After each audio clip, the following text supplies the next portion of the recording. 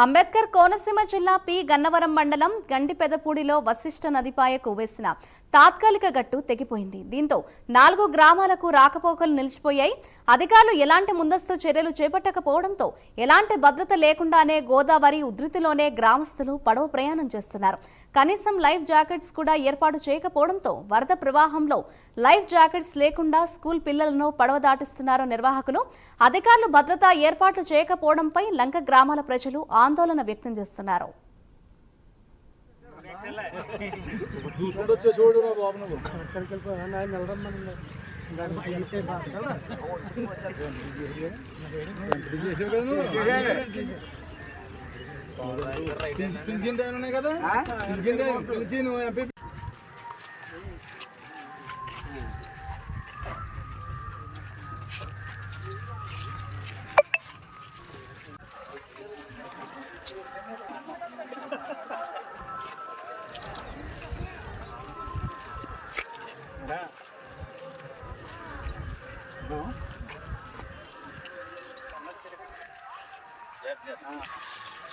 Yes.